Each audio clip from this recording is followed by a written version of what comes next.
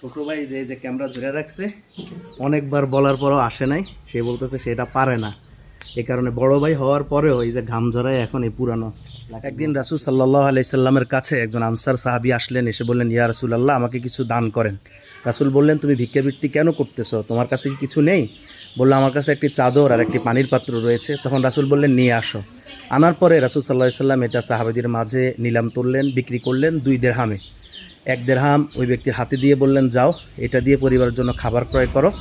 আরেক দিরহাম দিয়ে একটি কুড়াল ক্রয় করে তার ডাট রাসূল সাল্লাল্লাহু আলাইহি সাল্লাম নিজ হাতে লাগালেন এবং সেই সাহাবীর হাতে দিয়ে বললেন, আগামী 15 দিন তুমি এই কুড়াল দিয়ে কাটবা এবং সেগুলো বাজারে বিক্রি করে আমার কাছে এসো। 15 দিন পর সেই সাহাবী ফিরে আসলেন এবং রাসূলের হাতে 10 দিরহাম দিয়ে বললেন, ইয়া রাসূলুল্লাহ, এগুলো আমি 15 দিনে কাঠ বিক্রি করে, অর্থাৎ খড়ি বিক্রি করে আমি এগুলো জমিয়েছি। তখন রাসূল তাকে এই 10 দিরহাম হাতে দিয়ে বললেন, যাও, এটা দিয়ে বাজারে গিয়ে খাদ্য, কাপড়, পরিবারের জন্য বিভিন্ন জিনিস ক্রয় করো, আর ভিক্ষাবৃত্তি করবা না। সবসময় কায়িক পরিশ্রমের মাধ্যমে জীবিকা নির্বাহের চেষ্টা করবা। রাসূলের সেই হাদিস, সাহাবায়ে কেরামের সেই সুন্নত আদায় করার জন্য আজকে কুড়াল দিয়ে কায়িক পরিশ্রম করতেছি। দীর্ঘদিন ধরে এই লাকড়িগুলো এখানে পড়ে আছে, কিন্তু কেউ কাটতেছে না।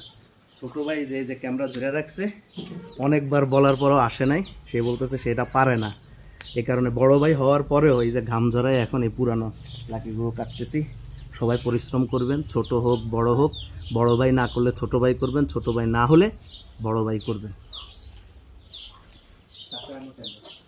গেল আল্লাহ।